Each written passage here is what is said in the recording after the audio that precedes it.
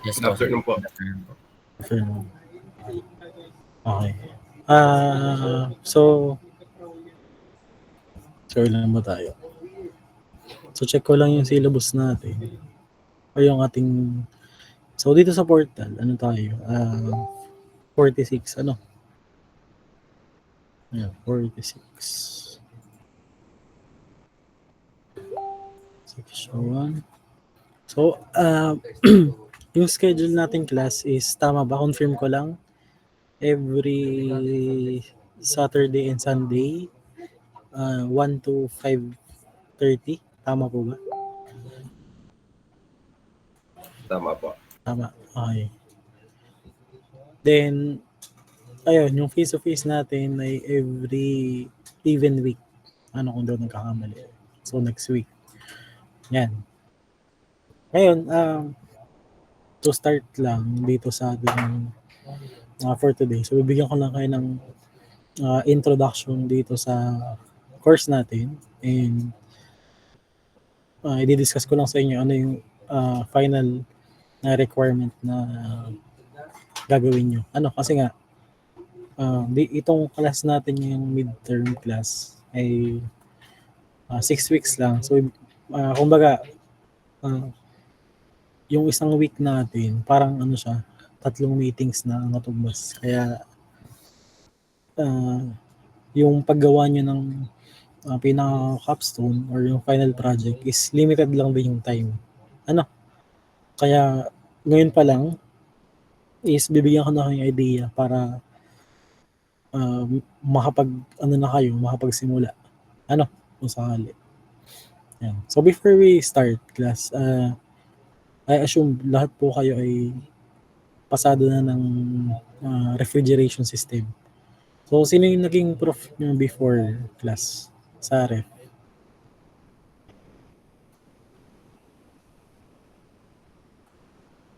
Si Ma'am Rayos po. Ma'am Aileen. Nag-conduct ba kayo doon ng capstone? Opo, design project po. Design project. Lahat ba dito kay Ma'am Aileen? Okay. Hindi. Ito, si Racy. Saan ka, Racy? Kay Sir Plata po. Sir Plata. Okay. So, anong nag-ano rin kayo ng design project? Tama ba? Yes po. Okay. Pero dun nga, ang pagkakaiba lang nun dito is yung pong ating gagawin dito ay yun nga, within 6 weeks lang. Ano? Kaya limited lang yung time natin sa pag-complete. Okay? Ngayon, dito naman sa computation, sa subject natin, so papakita ko lang sa inyo, wala pa kasi akong copy ng pinaka-syllabus, pero i-share ko yung screen. Ano yung mga coverage under sa wait lang plus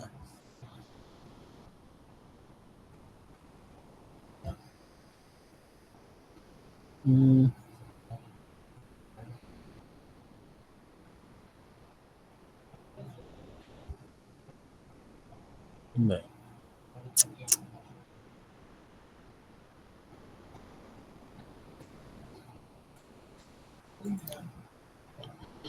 Ayan. So, nakikita po ba ang screen? Ayan. So, actually, ito rin naman yung ito rin naman yung laman ng syllabus para makita nyo lang po yung ating i-discuss. Okay? So, yan. Bigyan ko lang kayo ng konting description. And so, itong course na to, class, na nagdi-deal siya sa psychrometric processes ng air. Okay? So, lahat po ng i-discuss natin yan, yung lahat ng properties ng air na makikita sa psychrometric chart and yung mga factors na nag-affect ng human comfort. Okay? And syempre, after natin ma-discuss yung psychrometric processes, so i-discuss naman po natin yung mga basic ng air distribution, and basic duct design. Okay? And magkakaroon din tayo ng cooling load calculations and yung design ng air conditioning system. Yun nga yung ating final project. Okay? So, dito, so, yung ating ibang computation dito class, so nagawa niya naman siya before sa refrigeration nyo. Kasi yung refrigeration, kaya nga siya prerequisite ng air conditioning system. Yung mga concept na in-apply nyo before, kasi ano bang ginagawa nyo dati sa sa refrigeration? So, ang target before, ang pinaka target lang sa sa ating refrigeration is paano magpalamig ng isang space.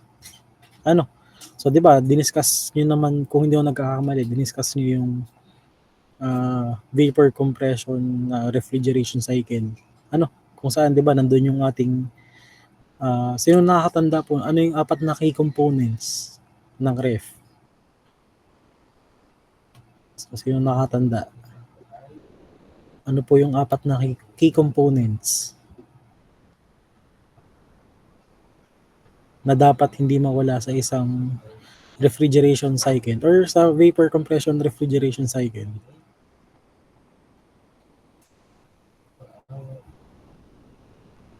Sige nga, sino ba naging student ko dito dati?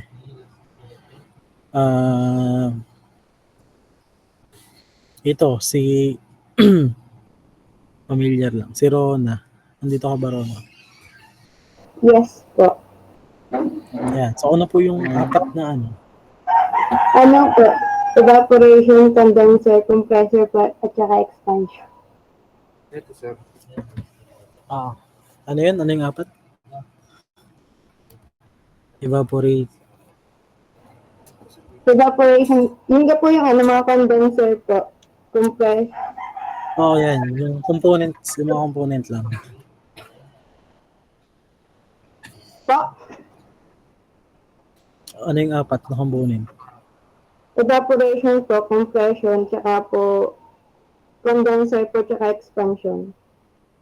Ayan, yung expansion valve. So yung apat na yun, yung compressor, condenser, expansion valve, tsaka evaporator. So yung apat na key components na ginamit nyo. So doon, ang inaral niya before sa ref is kung paano lang kung paano lang ipagalawin yung init sa isang cold space. So kumbaga yung init sa isang space ay dadalhin niyo sa another space. Kumbaga i-remove niyo yung heat para maka-achieve niyo yung target na temperature. So yun yung yan yung way kung paano makapag-create ng cooling effect. Okay? So yun yung diniscuss niyo sa refrigeration. Pero itong course na to, class, so iba po siya compare dun sa ref. So bakit po? So let's say meron kayong ref sa mga sa mga bahay niyo. So 'di ba syempre ang ginagawa ng ref, nagpapalamig siya ng especially yung freezer, 'di ba ginagawa niyang malamig yung para ma-maintain yung hindi masira yung mga pagkain, Pero 'di ba kung tatanungin ko kayo, kaya nyo bang tumira doon sa loob ng ref?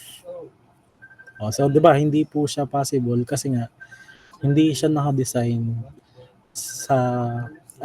para sa human comfort natin, So kumbaga hindi siya ang pinaka main function lang ng ref ay temperature reduction. Okay, ngayon, ang pagkakaiba lang niya dito sa air conditioning system.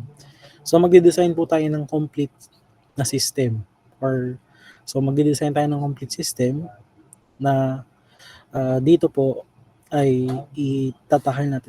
So pag sinabing complete system ay ibig sabihin po nito, so hindi lang po basta yung isang component yung inaaral natin kung paano lumamig. Kasi dito gagawin po natin yung hangin ay sa pakiramdam natin. Or kumbaga may na-affect po niya yung ating human comfort. Kasi hindi naman, pag sinabing lumamig lang, syempre may temperature na sobrang lamig na hindi naman kaya ng katawan natin. Okay? So, ngayon, pag sinabing air conditioning, ang inaaral po natin, mag-create tayo ng lamig, syempre, yun yung number one. Yun nga yung inaaral nyo sa ref. Ngayon, i-discuss dito paano po niyo po siya madidistribute sa isang na kumbaga condition yung air natin. Okay? Paano po natin lilinisin yung hangin? Dun sa mga air filters. Okay? So, yun yung ating goal dito. So, anong ibig sabihin ba ng sinasabi ko na kinokontrol natin yung temperature sa isang complete environment. So, or anong ibig sabihin ng isang condition na hangin or air? Okay?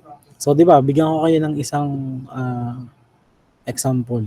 So, let's say, meron dalawang lugar na, for example, may isang lugar po na ang temperature niya is 32 degrees Celsius. Okay? And dry po dun sa lugar na yon. Okay? And may isang lugar naman po na same ang temperature, let's say sa isang desert na lugar, may isang temperature naman na 32 degrees Celsius din. Okay? Pero yung nararamdaman nyo na pakiramdam ay magkaiba. Okay? So sa tingin nyo, bakit po magkaiba? Okay? So ang reason po doon, so bakit po, sige nga, sino may idea sa inyo? Bakit po minsan sa isang lugar na kunwari, same naman yung temperature dito sa lugar na to, bakit po iba yung nararamdaman yung dun sa lugar na same naman yung temperature? So ano po yung Rachel?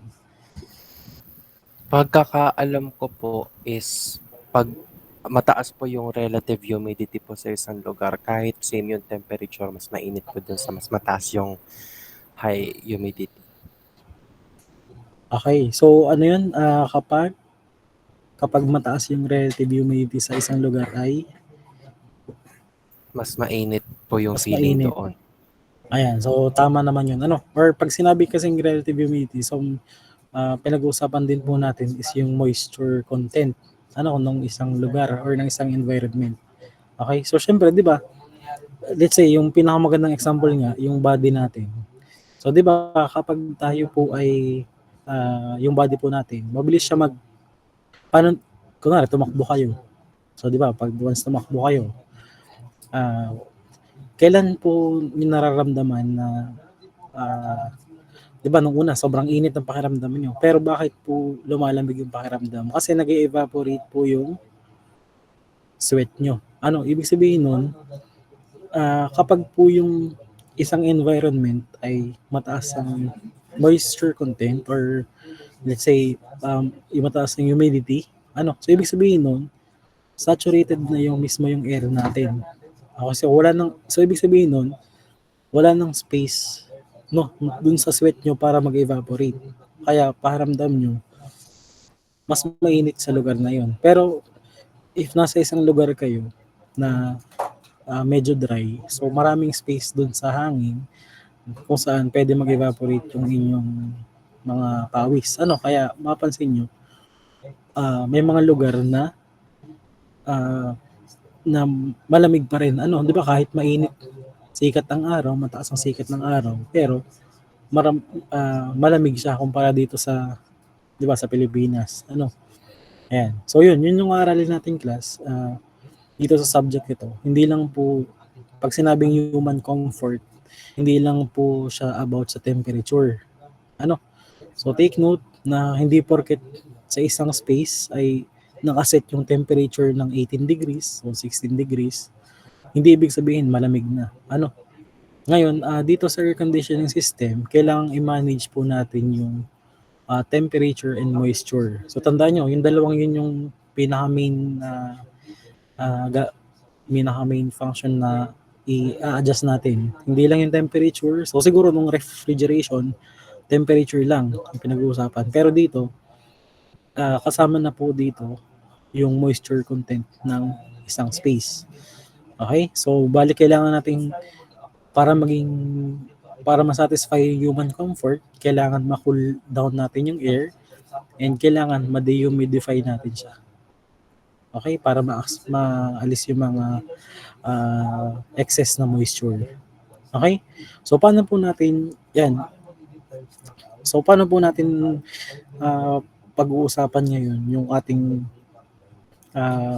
pag-remove ng ng isang moisture content sa space. So syempre, i-discuss ko din sa inyo ano yung makikita doon sa psychrometric processes. Okay, so di ba nung thermodynamics yun nga, meron tayong tinatawag ng mga saturated air. So gagamitin natin actually gagamit tayo ng isang part ng steam table. So itong table, so wait lang kasi.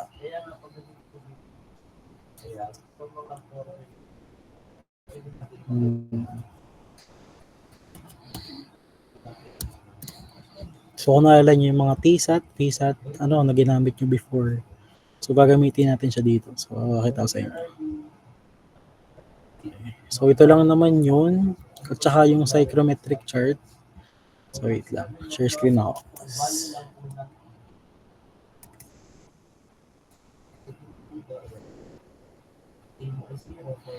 Yan. So bale, nasan ba?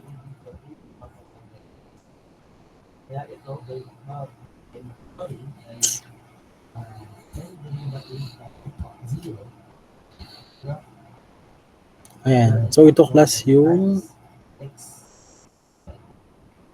Ayan. So yun yung ating ito yung ating yan. So 'di ba? Tama ba class? Familiar na po kayo dito sa properties ng liquid and saturated vapor. Ayan. So syempre, ayan. So ibig sabihin yan, alam niyo naman yung atin pong temperature ay hindi naman exact yan. So syempre, kayo po ay mag-interpolate pa rin. So yan. So hanapin nyo lang yung ating saturation pressure at a certain temperature. Kasi kalimitan yun ang binibigay. Yan. So ano pa yung ibibigay ko? So ito yung table na gagamitin natin sa exam. So ako na magpo-provide naman yan. And at saka so papakita ko lang sa inyo yung ating psychrometric chart. So wait lang. So yung chart naman natin is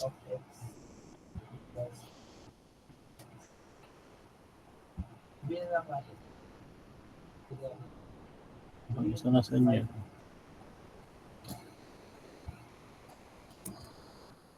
So wait lang, hindi siya nag-share. So lagyan ko natin yan is bilangan natin na ayan, so ito. So bali dito po, ayan. So meron tayong dalawang mapapansin nyo. Ito yung English units natin. Meron po tayong BTU per pound. Pero ang gagamitin na lang natin para mas madali ay itong SI na lang, yung naka-kilojoule per kilogram of dry air. Ayan. So di-discuss ko bukas class kung paano siya ginagamit. Mapapansin nyo maraming table. So ito, kapag actually, pag na-masterin nyo na itong paggamit ng psychrometric chart, yan, gagamitin nyo rin sa exam nyo yan. Hindi na kayo mahirapan. Dun sa process. So, papakita ko rin sa inyo bukas. Meron kasing software na pag nilagay mo yung mga dry bulb at wet bulb temperature, makukuha na mismo yung desired na yung nandito. So, nandito yung ating mga yung mga sensible heat ratio, yung enthalpy natin, tapos yung nandito yung ating gaano kadami yung moisture content ng isang lugar. So ito yung nandito sa part na to. Yung dami ng moisture sa isang environment. So nakakompute yan dito. Okay? Ayan. So kaya dito, syempre, pagka hindi naman nakakalito yan kasi kapag may part na yan, may guhit naman siya. Itong gagamitin natin yung may kulay na para kung sakaling pag ni-ruler nyo, alam nyo yung susundan na linya. Kasi minsan, may mga chart po kasi na black lang lahat. Medyo mahirap sundan. Kapag ganun. So dito, may mga instances na, syempre, hindi naman accurate din. For example, ang kinukompute natin ay itong pinaka saturation temperature natin, itong nasa linyang to. Yan. So for example, between 15 and 20. So syempre magtatansya din kayo dyan. Kaya yung mga makukuha nating sagot, so yung ituturo ko sa inyo, magko-compute po tayo ng mga values na yung by formula, and yung gamit po itong psychrometric chart. Para makita niyo yung ano ba yung difference nung or accurate ba yung nakukuha nyo dito or gaano kalayo. Kasi syempre, magkaka-error tayo due to, yun nga, hindi naman exact yung ating mga guhit dyan. Especially yung mga pababa. So hindi siya katulad nito na bibilang natin. Kunwari 50, 51, 2. So dito madali. Pero dito sa mga curve na yan, medyo mahirap po. Kaya dito, so sa mga susunod nating meeting, for example, pag nagkaroon tayo ng face-to-face, so don't forget po magdala ng ruler. Kasi ipa-plot nyo yan, magkukunan nyo yung mga intersection yan. Kaya yan, so wag nyo kalimutan magdala ng ruler para pang plot. Okay? Yan. So ito yung gagamitin natin at saka yung ating table A17, yung water properties. So bali yung dalawang yun lang. Then the rest is more on na tayo sa design na ng ating system. Okay? Yan. So sige. So tuloy ko lang yung discuss ko lang yung ating sa may screen ko kanina. So papakita ko yung course outline natin.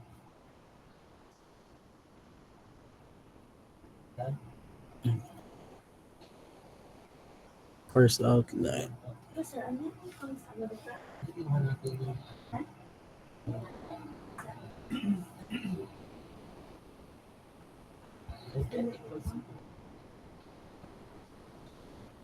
Okay.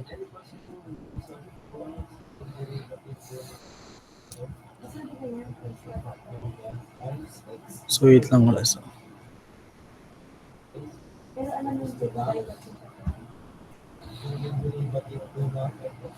Ayan. So ito po yung ating course outline. Ayan.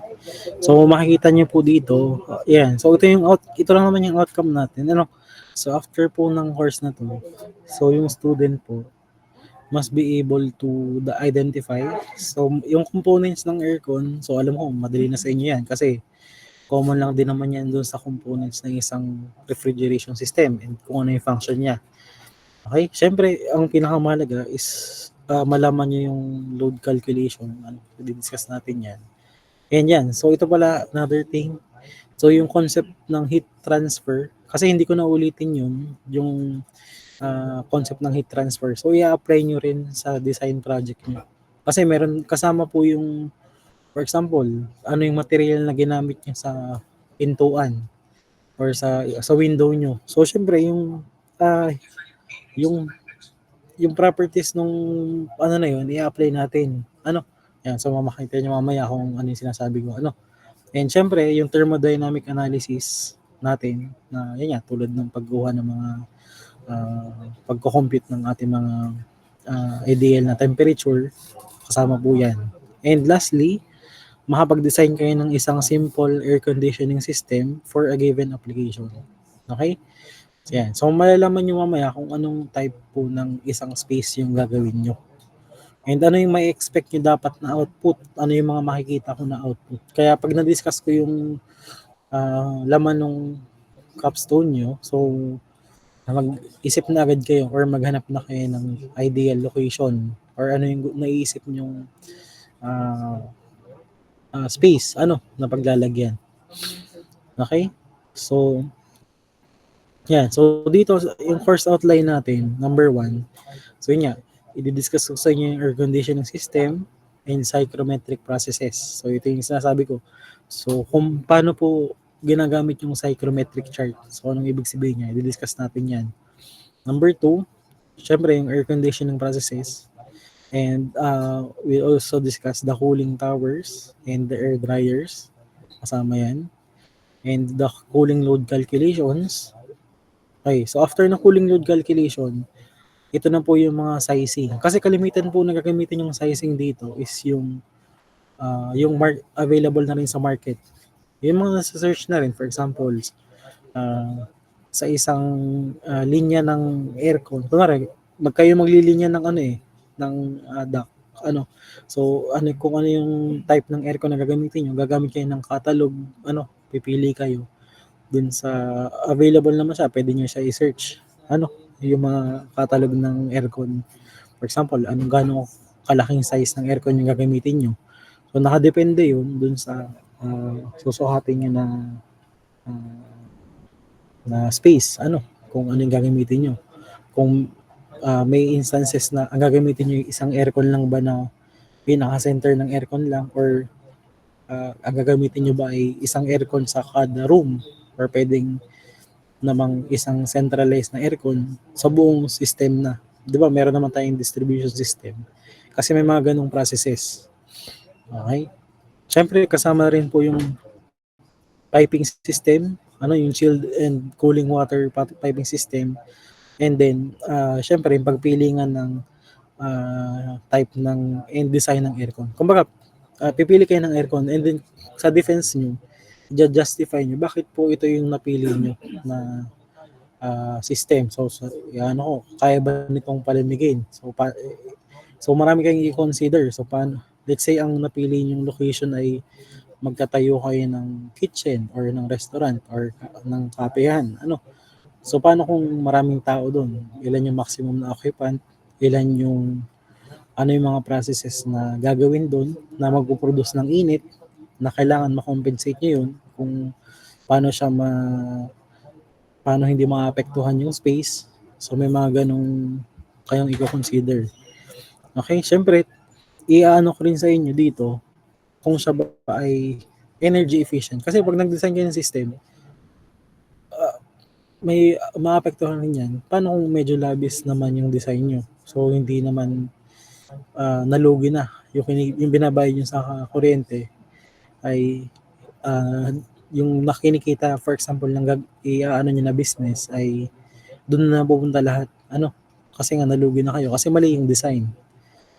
So syempre, in the future, pag kayo na yung nagde-design ng isang system, i-consider po natin yung mga ganong bagay. And po yung so syempre yung gagawin yung study is may limitation kasi nga simple air conditioning system lang naman yan. So meron tayong limitation dyan. Yung bakit ito lang yung ginamit nyo? Syempre para mas maliit ang cost. So may mga ganon. So hindi ko naman expect yung mismong perfect na gawa ka. So ang akin lang ma-understand nyo lang yung kung paano yung process ng pag-design. And alam niyo yung mga limitation, bakit ito yung nilagay nyo, bakit ganito lang, and ano pa yung pwedeng alternative. Syempre, nakadepende kayo kung sa price, sa efficiency ng system. So, iaano natin yan. Okay? So, yan. So, ito lang naman yung course outline natin. Okay? And then, yan. So, papakita sa inyo yung sample na design or na yung sample po ng capstone. Kaya lang mga senior nyo, may nagsend sa akin kahapon. So, pero dito,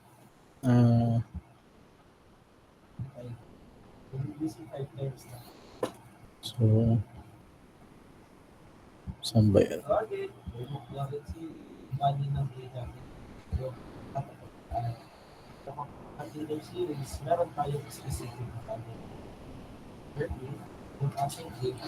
Yeah, for example, ito po yung ito yung napiling topic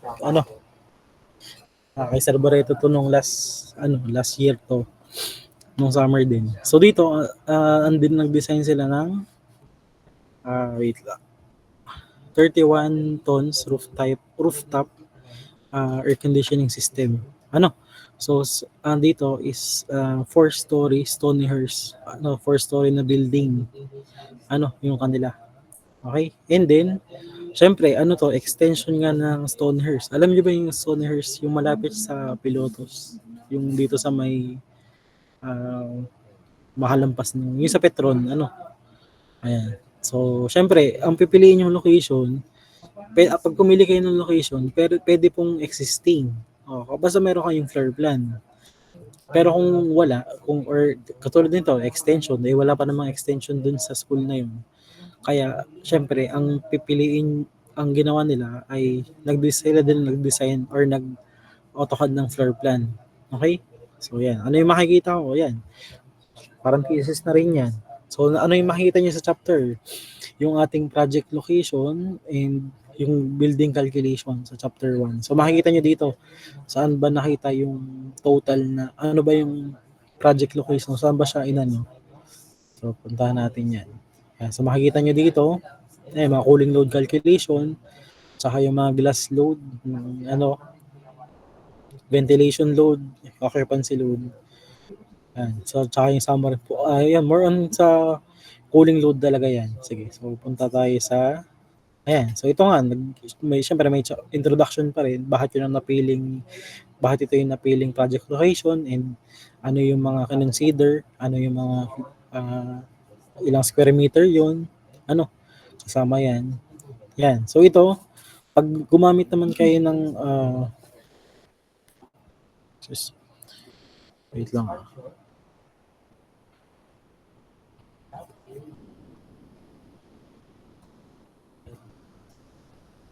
Yan, so pag gumamit naman kayo ng class, pwede nyo i-crop, di ba na ano naman yata sa Google Maps to. So pwede nyo, for example, ito yung space niyan. So ma-calculate nyo kung ano po yung exact na size niyan. Ayan. So nako-compute naman yung area, yung ating, kung ilang square meter yan, yung area niya. So ito yung katabi ng school. Ito yung proposed na extension project. Okay? So once nakabili na, yan, syempre, i-discuss din yung climatic condition. Ano yung average humidity sa lugar na yan, ano yung dry bulb temperature, which is, nasa-search naman yan, kung ano yung mga yan. Okay? And ano yung building orientation, so saan siya nakaharap, kasi, kino-consider din yung, for example, sa umaga, ganito yung load. Kasi sa gabi naman, let's say, yung araw ay nandun sa likod, wala naman masyadong tao na sa area na yun. So, hindi na masyadong kailangan ng kino-consider niya. For example, nakatutok yung araw sa umaga. Syempre, yung buga ng aircon dapat mas malakas. Kasi nga, yung araw ay nakatutok sa mismong, kumbaga, kasama siya sa cooling, sa mismong i-compute natin. Okay? Yan. So, kasama dito, yan yung mga ginamit na components ng isang building, anong type ng wall, and yan, ito yung ating mga components ng wall, yung thickness, yung ating mga density, yan. Sa roof, kasama din po anong type ng roof yung gagawin nyo, okay, and ano yung components ng roof, yan, tsaka yung kung meron kayong mga glass door, or yan. So ang suggestion ko, kung ayaw yung maraming computation, kung kayo magde-design ng isang space, kontian nyo na lang yung mga yung mga pintuan, yung mga bintana, para hindi na ganitong madami. Kasi, ang nakadesign dito, maraming classroom.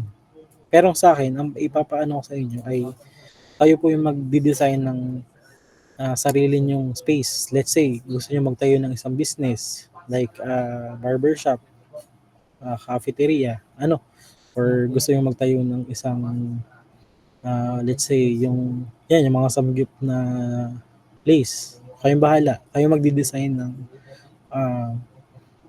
ng isang space na ito yung gagawin yung business, and then yung consider nyo syempre yung So hindi mga ganitong classroom.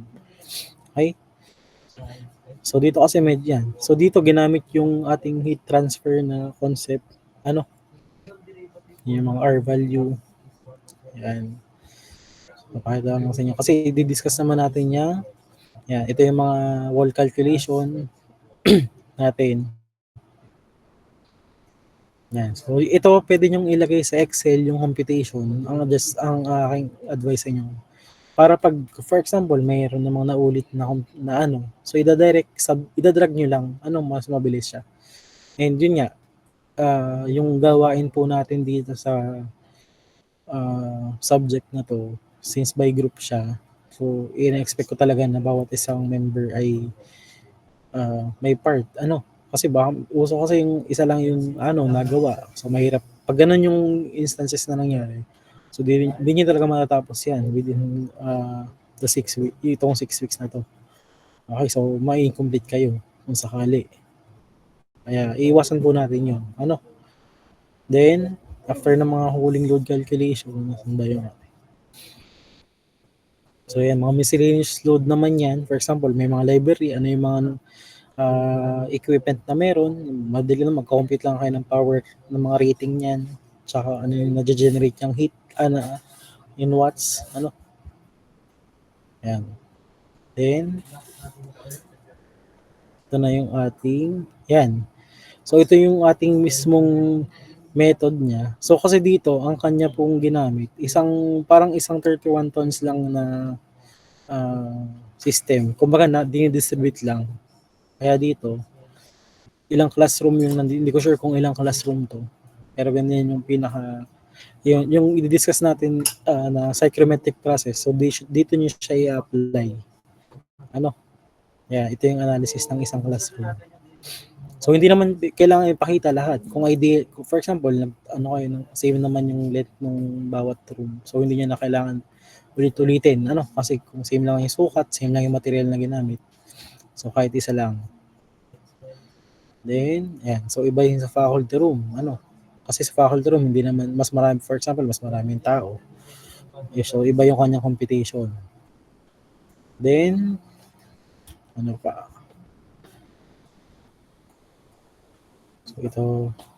So, ito, merong iba-iba siya. May canteen, ayan. Then, ano pa? Yan. So, ito, yung equipment na pinili nila, ito yung type na pinili nila. So, rooftop air conditioner. So, Daikin siya. Yung brand. Ito nga, sabi ko, nakikita naman dito yung sa catalog kung ano yung kanyang kayang i-produce na, yan, mga EER, yung cooling capacity niyan, ano yung type ng refrigerant yung ginamit, okay, and ano yung noise level niyan, nakikita naman yan. Yan. So, ito yung ginamit na diffuser dun sa ating building. Kasi diba, sabi ko nga, dito lang nanggagaling yung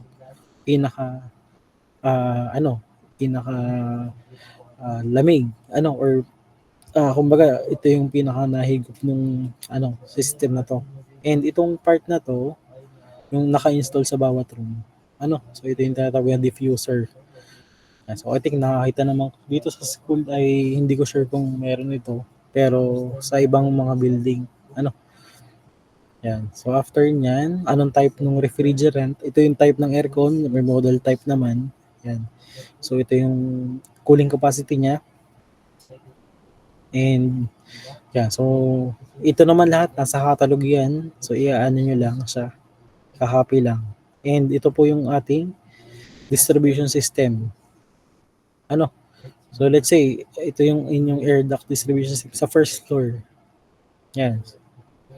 Yeah. So kung iaano nyo sa AutoCAD, kaya kung sa isang ka-group nyo may magaling mag-AutoCAD.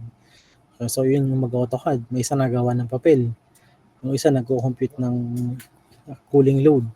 So hati-hati po tayo ng gagawin. Yan, ito naman for second floor, yan, third floor, and fourth floor. Di ba, 4 na floor siya. And ito yung mga duct size. Depende yun sa ano ba yung napoproduce na so anong diameter yung gagamitin. Yan. So, then, ito yung ating, yung pinaka-perspective nung 4-story building. So, madali lang naman yan. Madali lang naman ito gawin. Pere-peresa lang man yung itsura nung second to fourth floor. Pero, sa akin niya, hindi naman ganitong ilang floor. Kung ang business mo, isang floor lang. So, walang problema. So, isang floor lang siya. So, mas madali. So, wag niya dumihan yung mga pintuan.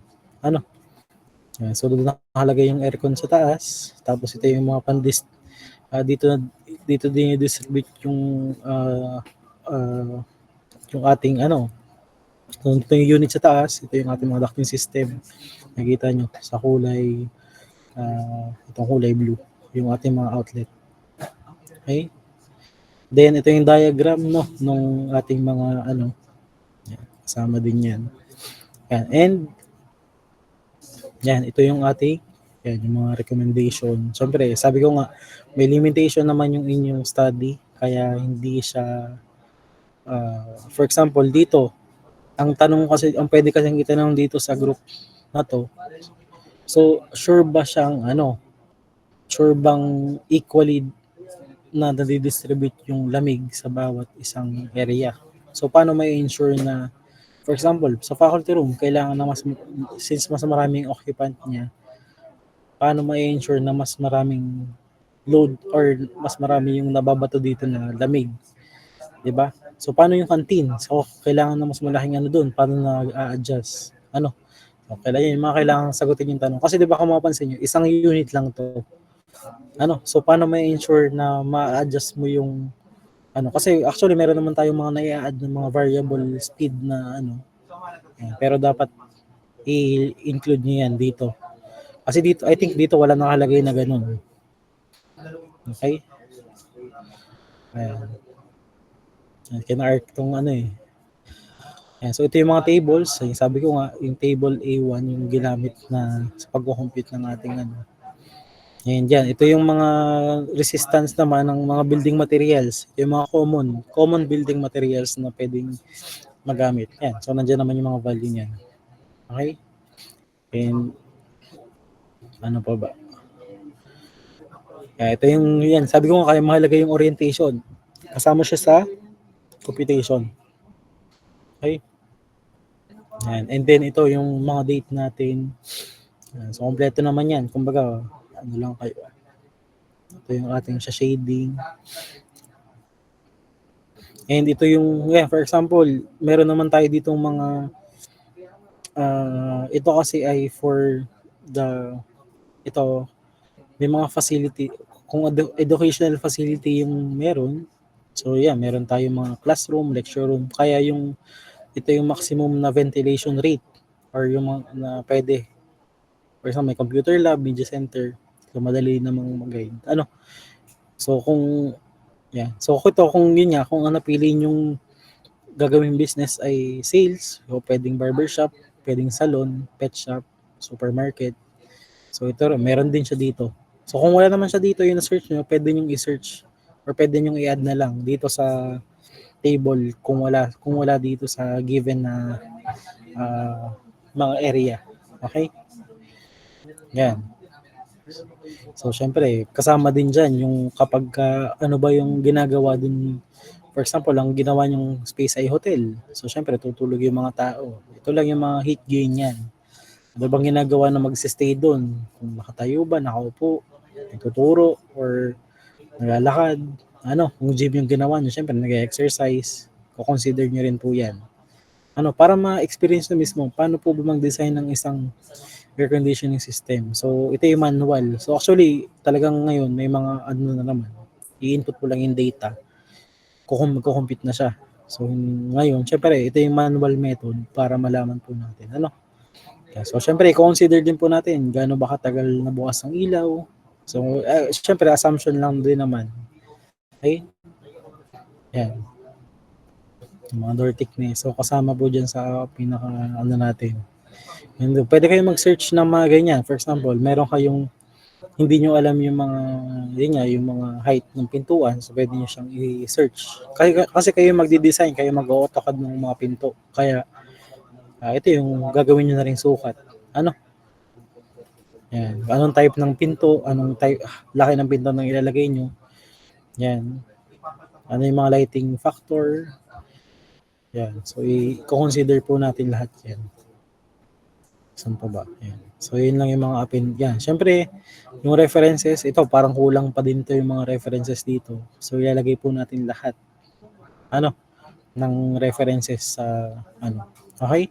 So, kumbaga, ang magiging pinaka output nyo po dito is kayo magdi-design ng business nyo. Yan. So, kung kayo ay 46 dito, 42, I think, kahit tiga-anim na lang per group, tiga-anim. Tapos, ito, 6 din kasi ito nandito. Pero may mga groups, may 3 group na magse-7. Ay, 4 yata. Magse-7. So kung kayo, magkakaroon tayo ng 7 groups dito sa section nyo. Kung 46 lang kayo, kung hindi na madagdagan. Pero as of now, so 7 groups na ito kasi ay 7 sila. 6 pala. Yan. So ito bang section na to ay kayo ba yung magkakasama din before o ano? Sir, ang alam ko po ay iba-ibang block din po ang nandito sa section na to. Ayan, so iba-ibang block. Sige, so ako sige, okay lang ba sa inyo? Ako nang gagawa ng groupings para fair naman sa lahat. Yun, ba't parang ayaw ni Adrian? Ano si Adrian? Bakit ayaw mo nun, Adrian?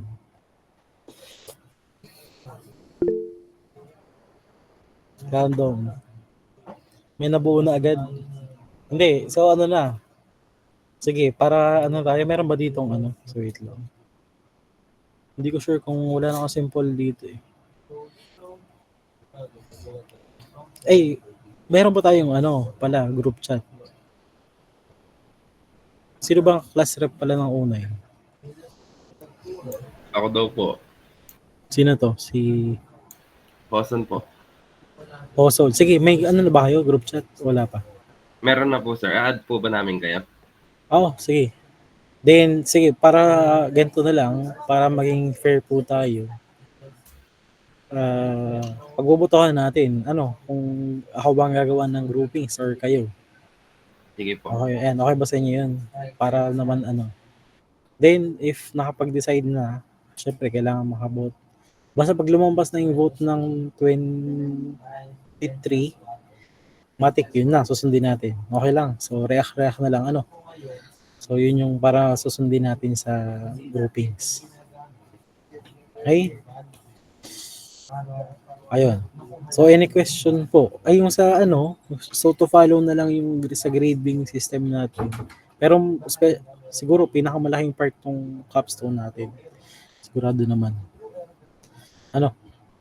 So, yun yung, question. Si Riz. Wala daw to si Riz eh.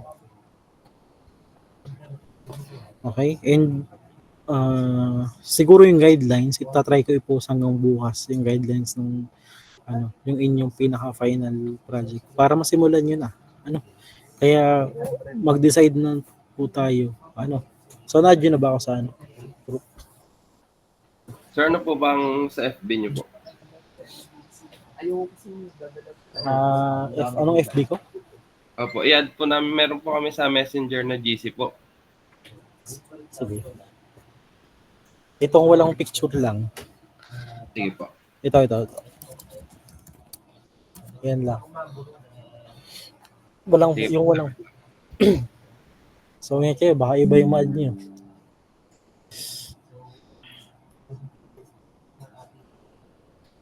Anong oras ka?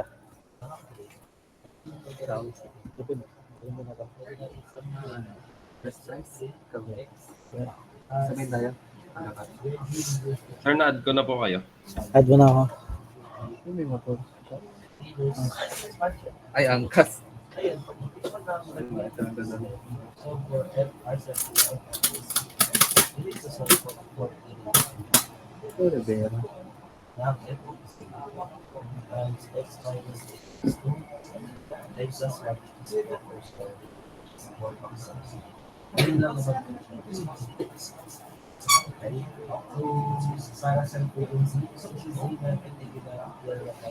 Pero mostly naman, from anong section kayo before?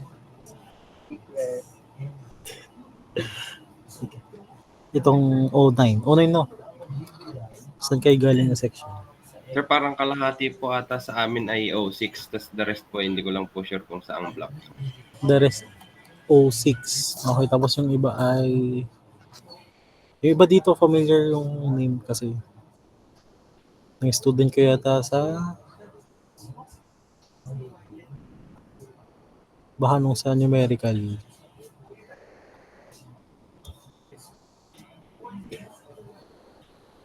Sige, so anyway, wait lang.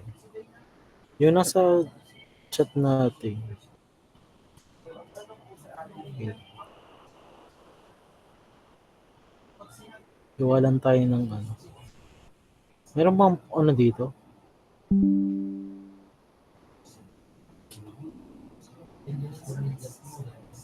So, sino yung admin ng group? Ay, ito. Pa-add naman ako as admin. Si Mig. Saan nakalagay dito? Sige po, sir. Wait lang po.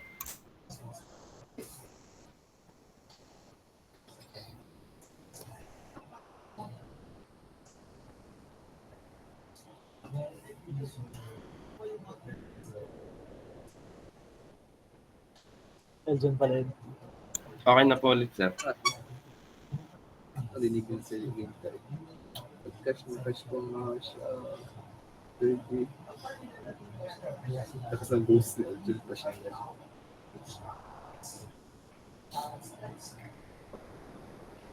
Eh.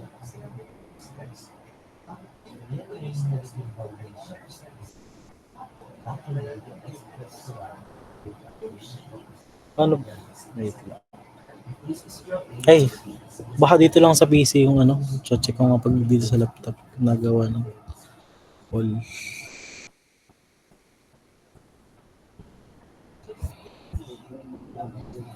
Hindi rin.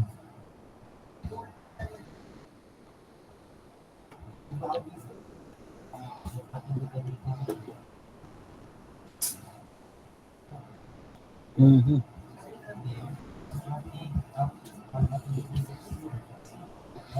Saan ba dito nag-create ng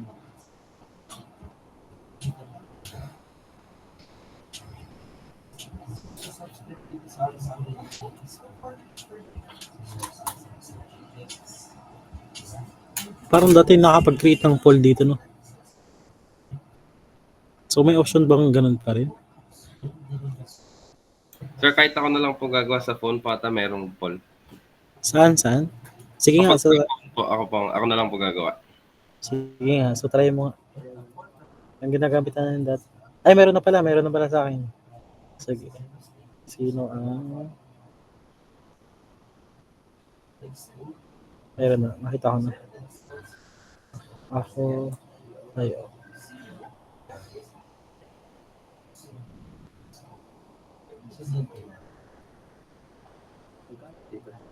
So, yeah, sige, so sagutin niyo na yung poll.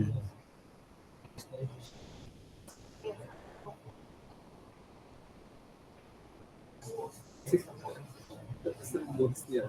Okay, so habang nagsasagot ng poll, yung iba, okay, so before we end our mag-attendance muna tayo, no, for the day.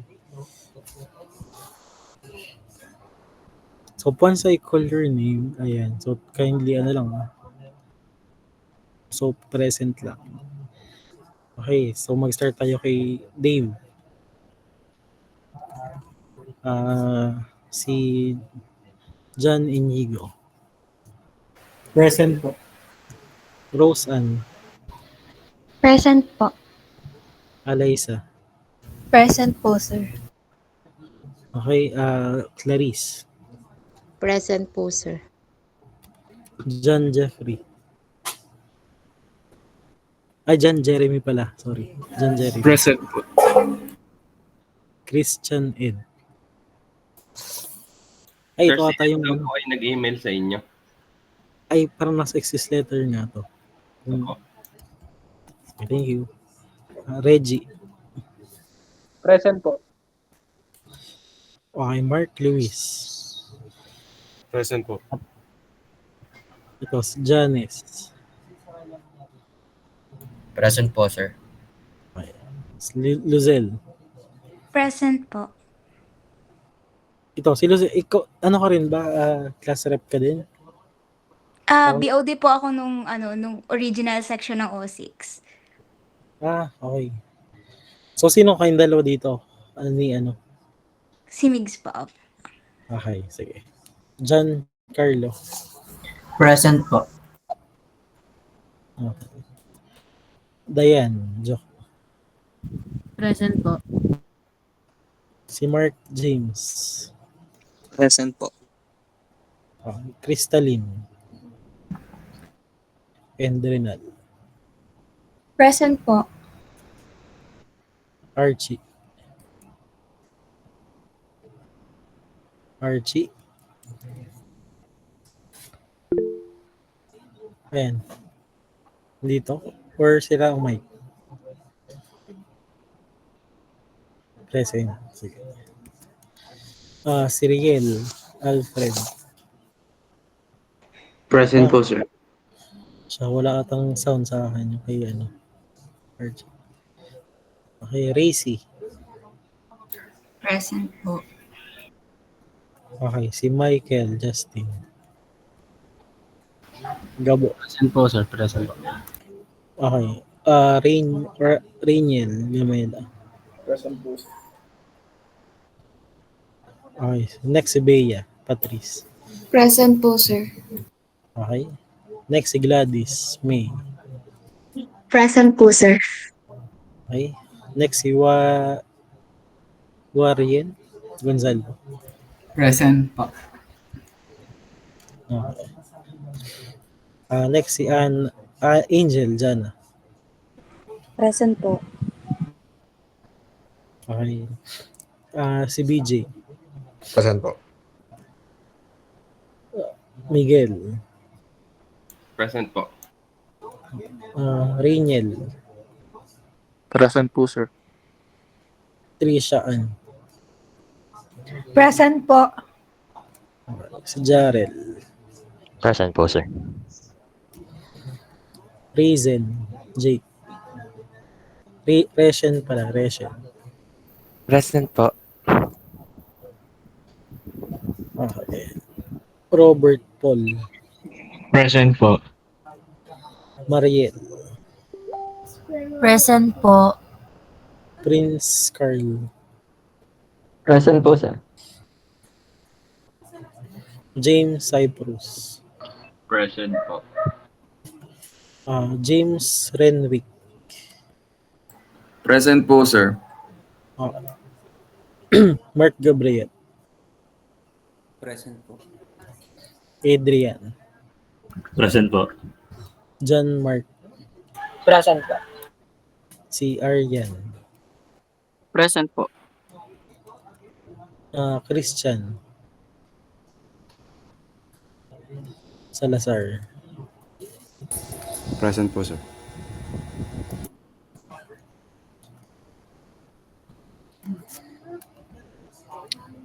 Si Shane Valerie. Present po. Joyce Nicole. Present po. Okay. JV. Present po, sir. Okay. Si Juanito. Present po. Kim Villanueva. Present po, sir. Si Rona. Present po. Rona. Okay.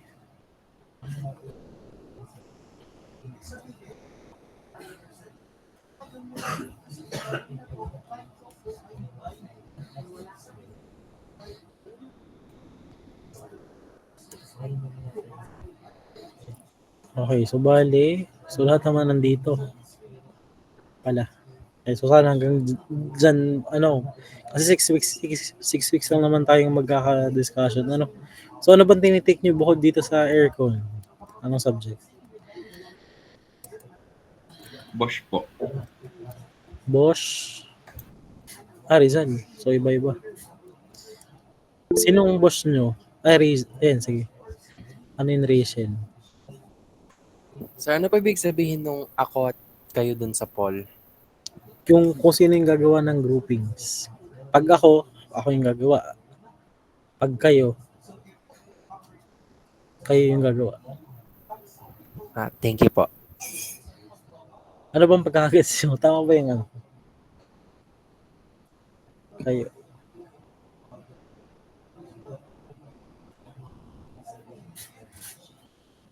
Sino ang gagawa ng groupings?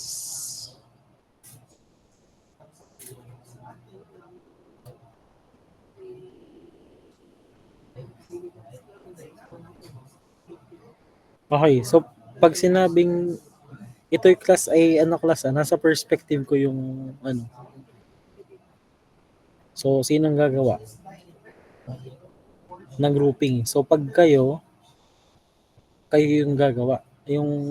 Pero pag ako yung gagawa.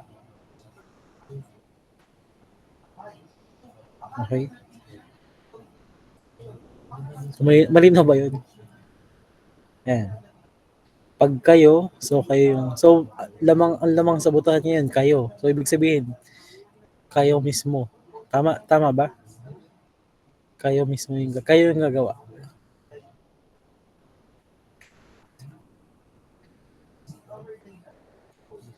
Okay, sige. Kaya niya, malaki na naman kayo kung ano. Ayan na, so hindi po yan ay botohan, ano? So hindi ko naman ako pumili kung paano. 23. Pag 23, kaya hindi ba nagka 24? 22 na lang, uli. May lumipat. So 31 pa lang yung naboto.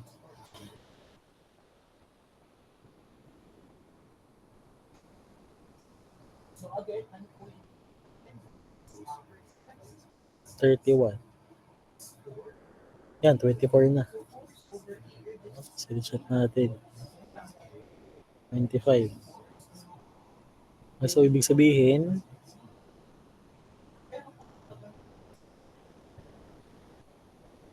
ayan, malinaw naman, class. So, ibig sabihin, so gagawa lang din ako ng Google Sheets. Para malagay natin dun yung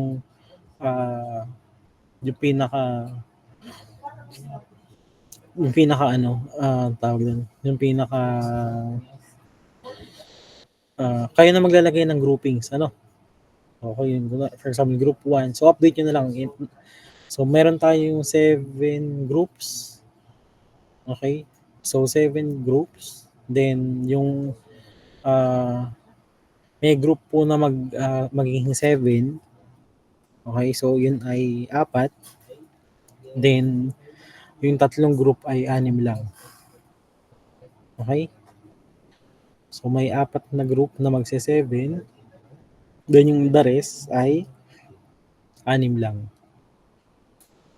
Wait lang. Yung 7,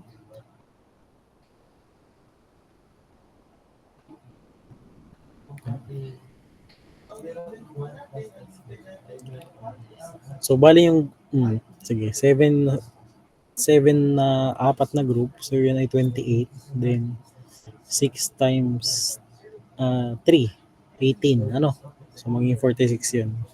Ay, so 46. So, yun ay, if ever na madagdagan pa, yung doon na lang sa mga group na kulang pa, na 6 lang. Okay? Yeah. So, pag wala kayong, din gagawin natin, so for every week, para ma-make sure natin na may progress na kayo. So, magsisend ng update na lang, sa akin yung bawat group. Kung nakapag-decide na ba kayo, or may draft na kayo ng gagawin. Okay? Ayan. So, make sure lang na so yung guidelines naman isesend ko dito sa siguro bukas pag natapos ko yung sesend ko dito yung guidelines sa classroom together with kapag meron akong syllabus. Pero yung yung ating coverage nung course outline, yung pinakita ko lang din kanina na course outline, yun lang din naman i-discuss natin. So dito hindi naman mahirap ang computation, talagang by process lang. And syempre yun medyo madami. Okay?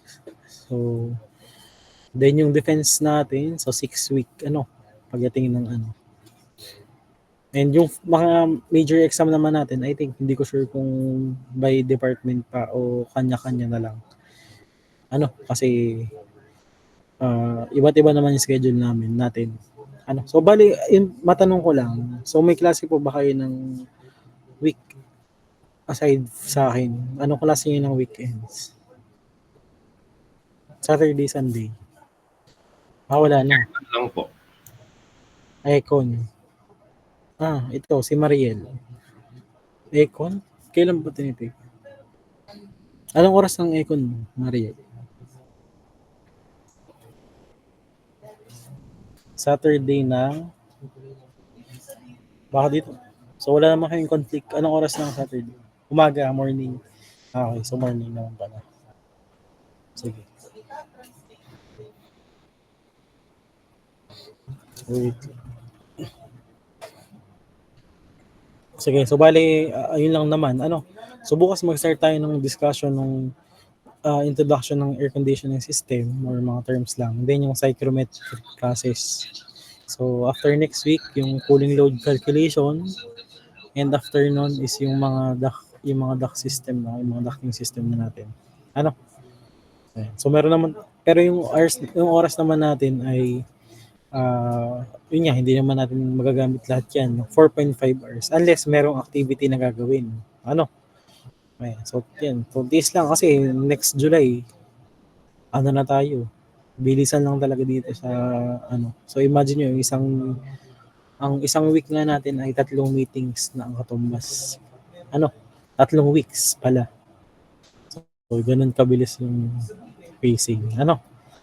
Okay, kaya baka makaligtaan nyo, hindi nyo pala namalayan, pasahan na. Kaya every week, magsasend kayo ng update sa akin. Magpo-provide ako ng sa Google Classroom ng parang link. For example, ano yung update nyo after ng week na to? Ano yung progress? Para makita ko na may nangyari. Kasi baka mamaya sa dulo lang kayo gumawa. Mahirap. Okay? Ayan. So may question pa ba, class? Dun sa ating mga gagawin.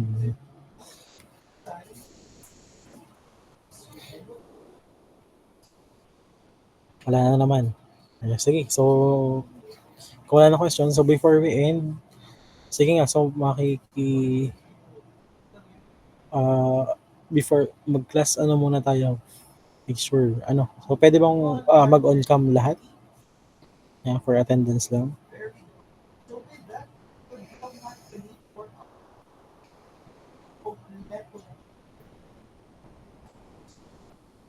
So, wait lang. On cam din ako.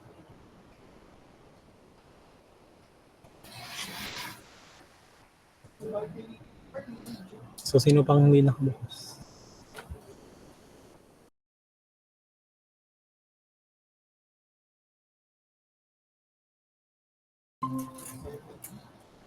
Okay, sino ba itong hindi? Si Creation.